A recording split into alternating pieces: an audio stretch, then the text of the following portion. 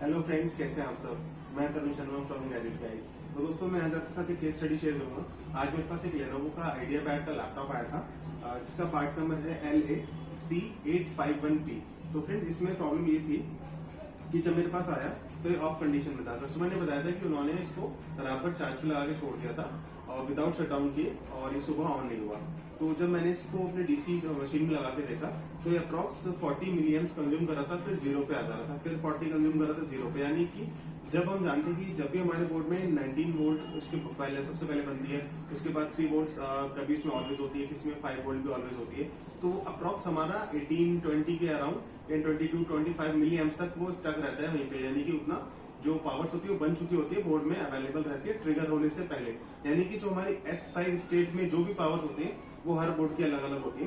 तो S5 state हमारा enable हो जाता है जैसे ही उसमें डीसी प्लग इन करते हैं या बैटरी लगाते हैं। तो ट्रिगर करने के बाद S4 स्टेट उसमें स्टार्ट होता है, यानी कि जनरेट होती है S4 स्टेट की पावर्स।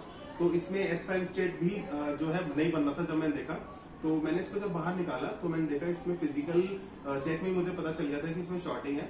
और वो जो शॉर्टिंग थी वो सीपीयू कोर और जो जेएफएस का सेक्शन है उस सेक्शन में शॉर्टिंग थी। वहाँ के जो बड़े कैपेसिटर थे इनपुट में जो लगे होते हैं 19 वोल्ट के, वो शॉर्ट थे।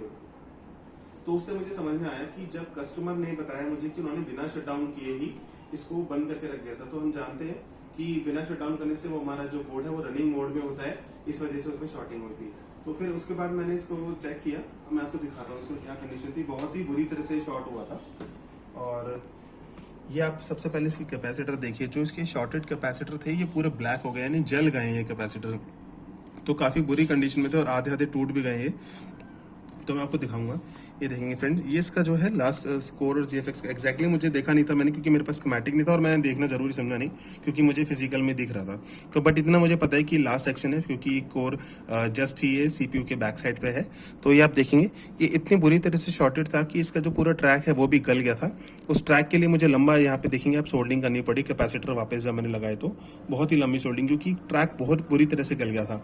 तो दोस्तों मैंने क्या किया, मुझे ये डाउट हो रहा था कि चूंकि अगर ये जस्ट पीसेज के सेक्शन में शॉर्टिंग है तो ऐसा ना हो कि इसकी वजह से हमारा प्रोसेसर भी जो है इम्पैक्ट हुआ, शॉर्ट हो गया। क्योंकि जब मैंने उसकी कॉइल को इम्पीडेंस चेक किया था तो बहुत ही लो इम्पीडेंस आ रहा था, यानी कि सिर्फ 4 या 5 वोल्ट के अराउंड उसमें इम्पीडेंस शो कर रहा था। तो जैसा हम जानते हैं कि जो हमारा कोर सेक्शन होता है, हमारा जीएफएक्स का सेक्शन होता है, पीसीएच और प्रोसेसर की जो पावर्स होती है, उस सेक्शन में हमेशा जो इम्पीडेंस है हमारा वो लो ही शो करते हैं, यानी कि 10 ओम 12 ओम इसके अराउंड ही शो करता है। बट हम ये अज्यूम करते हैं कि जब भी हमारा जो इम्पीडेंस है वो 10 ओम से नीचे जाता है, यानी कि 5, 4, 6 के अराउंड होता है, तो कहीं ना कहीं हमारा जो प्रोसेसर है वो वीक हो चुका होता है या फिर वो शॉर्टेड कंडीशन में होता है। तो इसका भी जब मैंने चेक किया था तो मैंने क्या किया, उसको चेक करने के लिए मैंने कॉइल जो उसकी सेक्शन की थी उस कॉइल को एक साइड से मैंने उसको उठा लिया था। तो पहले मैंने चेक किया जब आउटपुट पे उस कॉइल की, तो बहुत ही लो इम्पीडेंस आ रहा था, 4 ओम के अराउंड आ रहा था। तो मुझे डाउट था ऐसा ना हो कि जो इसका शॉर्टिंग है इम्पैक्ट है वो पीसीएच पे ना पड़ा हो डायरेक्ट। तो फिर मैंने सोचा कि चलिए उसको बाद में चेक करेंगे पहले, क्योंकि इनपुट पे भी उसकी शॉर्टिंग अभी ये हटाने के बावजूद भी और शॉर्टिंग भी। तो मैंने क्या किया, उस शॉर्टिंग को ट्रेस करने के लिए जो हमारा जैसा जानते हैं डीसी इन जो सेक्शन होता है उसमें करंट सेंसिंग रजिस्टर होता है, उस करंट सेंसिंग रजिस्टर को हटा के वहां पे मैनुअली पावर डाला। क्योंकि अगर आप जानते हैं अगर मैं डायरेक्ट पावर डालूंगा शॉर्टिंग होने की वजह से चार्जिंग आईसी जो है वो 19 वोल्ट को आगे ड्राइव नहीं करवाएगी। तो वो हमें क्या करते हैं, अगर इस कंडीशन में चेक करने के लिए हमें मैनुअली पावर डालना होता है 19 वोल्ट को ड्राइव कराने के लिए, तो हम करंट सेंसिंग रजिस्टर को हटा के और उसके आउटपुट वाली साइड में हम डाल सकते हैं 19 वोल्ट। बट दोस्तों मेक श्योर आप ये ध्यान रखें, अगर बोर्ड में आपकी शॉर्टिंग है और अगर आप मैनुअली करंट जो इनपुट कर रहे हैं तो आप बिल्कुल लो पे जाइए, नहीं जीरो पे आप जाइए। पहले अपनी मशीन को जीरो पे रखिए, उसके बाद आप मैनुअली जब इंजेक्ट कर रहे हैं वोल्टेज तो आप जीरो से शुरू करके पहले आप हाफ वोल्ट डालिए, यानी 0.5 वोल्ट, फिर 1 वोल्ट, 1.5 वोल्ट, 2 वोल्ट, इसी तरह जाइए। जिस हिसाब से अगर उसमें एम्पियर कंज्यूम करता है वो आप समझ जाएंगे कि आपको पता चल जाएगा 500-600 पे जैसे ही एम्पियर कंज्यूम कर लेगा कि आपको शॉर्टिंग है हीट आने लगेगी उस कंपोनेंट से, जो भी कंपोनेंट शॉर्टेड होगा। तो इस तरीके से कभी भी अगर आप मैनुअली इंजेक्ट कर रहे हैं वोल्टेज को तो एकदम लो पर जाइए, उसके बाद धीरे धीरे आप उसको वोल्टेज को इंक्रीज कीजिए। तो मैंने जैसे ही इसमें 1.5 वोल्ट डाला था तो 1.5 वोल्ट से ही मुझे पता चल गया था कि 19 वोल्ट का जो एक और कैपेसिटर था वो भी शॉर्ट था। तो उसको निकालने के बाद मेरा जब मैंने चेक किया बोर्ड को तो शॉर्टिंग हट गई थी, मेरा नॉर्मल स्टेज में आ गया था। S5 की जो हमारी पावर्स है वो बनने लगी थी। तो मैंने वापस करंट सेंस रजिस्टर लगाकर और जितने भी कैपेसिटर शॉर्टेड थे उनको रिप्लेस करा, तो हमारा S5 स्टेट एकदम नॉर्मल हो गया था और मैंने जब ट्रिगर किया तो ट्रिगर भी हो रहा था।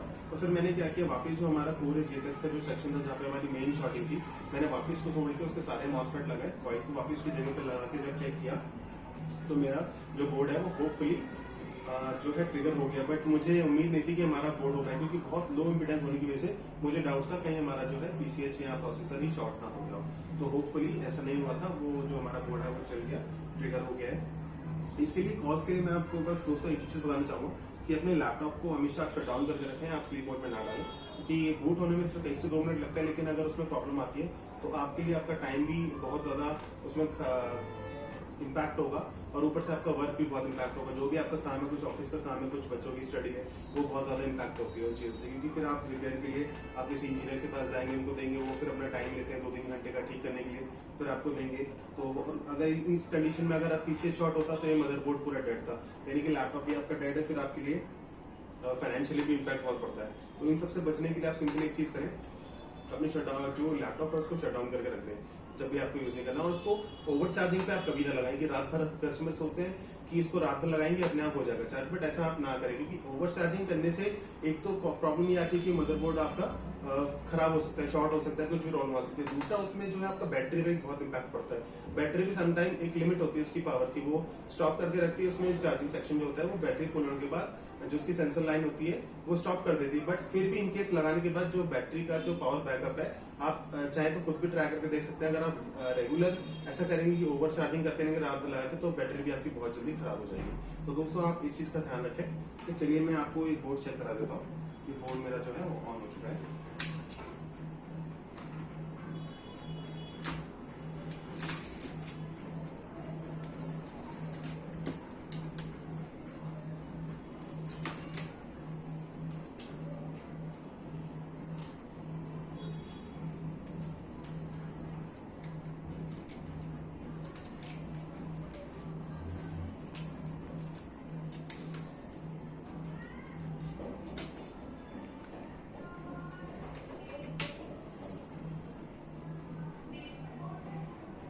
देखेंगे आप ये 19 पैकेज तक हो गया, यानी कि हमारी S5 स्टेट की पावर सारी होती है। तो इसी से हमें कंफर्मेशन मिल जाता है कि हमारा कौन से स्टेट तक पावर जा रही है। तो मैं इसको ट्रिगर करता हूँ, ट्रिगर कर दिया और आप देखेंगे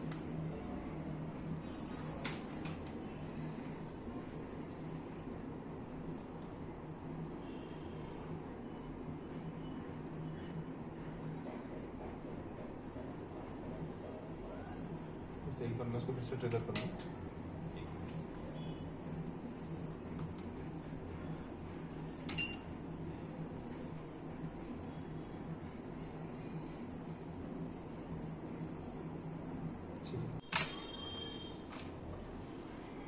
तो फ्रेंड्स आज के लिए जो मेरा केस स्टडी था बहुत ज़्यादा कुछ नहीं था, बट थोड़ा इन्फॉर्मेटिव ज़रूर था। आई होप आपको अच्छा लगा होगा, और आप इस तरह चैनल पे बने रहिएगा, चैनल को सपोर्ट करते रहिए। इन फ्यूचर आपके साथ ऐसी केस स्टडी मैं आपके साथ शेयर करता रहूँगा। Thank you so much.